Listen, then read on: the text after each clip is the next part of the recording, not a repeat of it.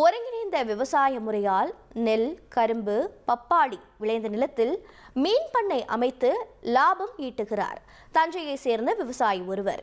விவசாய நிலத்தில் மீன் பண்ணையா? அது எப்படி சாத்தியம் என்பதை பற்றிய ஒரு சிறிய செய்தி தொகுப்பு இவை. வருஷத்துக்கு 2 தடவை நம்ம மீன் ஹார்வெஸ்ட் எடுக்கலாம். நெல் பயிரை பொறுத்த வரைக்கும் அது இன்னும் 4 மாதத்துல நமக்கு ஹார்வெஸ்ட் கிடைச்சிடும். அது காய்கறி பொறுத்த வரைக்கும் நம்ம எல்லா மாதமும் நம்ம பயிர் பண்ணலாம், பூத்தோட்டம் வைக்கலாம். இது மாதிரி செஞ்சீங்கன்னா அவங்களுக்கு தொடர்ந்து வருமானம் கிடைச்சிக்கிட்டே இருக்கும். அதனால தான் ஒருங்கிணை பண்ணை அமைக்கணுங்கிறதும். என்னுடைய பேர் சர்மஸ்து, நான் சுவாமிமலை.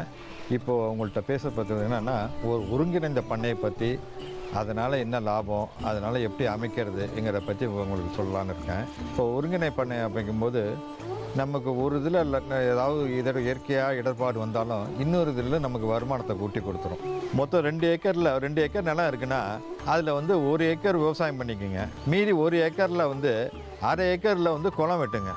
குளம் வெட்டி அந்த மண்ணை எடுத்து மீதி தரிசு அரை ஏக்கர் இருக்குது பாருங்கள், அந்த அரை ஏக்கரில் நீங்கள் மண்ணை போட்டுக்கிட்டேன்னா பரவிட்டேன்னா அந்த இதில் நம்ம ஒரு தோட்டப்பயிர் வளர்க்குறதுக்கு வசதியாக இருக்கும். கரை ஓரமாக தென்னையும் தேக்கும் போட்டுக்கிட்டு வேலி ஓரத்தில் தென்னையும் தேக்கும் போடுங்க.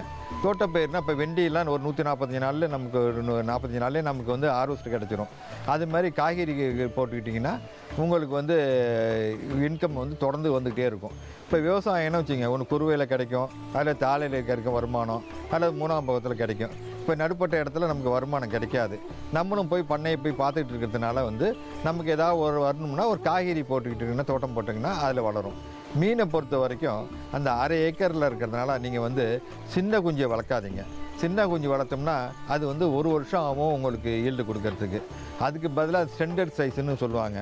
ஒரு 8 மாதத்து குஞ்சு 100 கிராம் சைஸில் இருக்கும். அந்த மாதிரி குஞ்சை வெட்டிங்கன்னா 6 மாதத்துலேயே உங்களுக்கு ஒரு ஹார்வெஸ்ட் கிடச்சிரும். அப்படி பார்த்தோம்னா வருஷத்துக்கு 2 தடவை நம்ம மீன் ஹார்வெஸ்ட் எடுக்கலாம். அப்போ வருஷத்துக்கு 2 தடவை நமக்கு வருமானம் மீன் குளத்துலேருந்து கிடச்சிடுது. நெல் பயிரை பொறுத்த வரைக்கும் அது இன்னும் 4 மாதத்தில் நமக்கு ஹார்வெஸ்ட் கிடச்சிடும். அது மாதிரி பண்ணுவோம். காய்கறி பொறுத்த வரைக்கும் நம்ம எல்லா மாதமும் நம்ம பயிர் பண்ணலாம், பூத்தோட்டம் வைக்கலாம். இது மாதிரி செஞ்சிங்கன்னா அவங்களுக்கு தொடர்ந்து ஒரு வாட்ச்மேனு, ஒரு ஆள் இது மெனக்கட்டோம்னா தொடர்ந்து வருமானம் கிடச்சிக்கிட்டே இருக்கும்.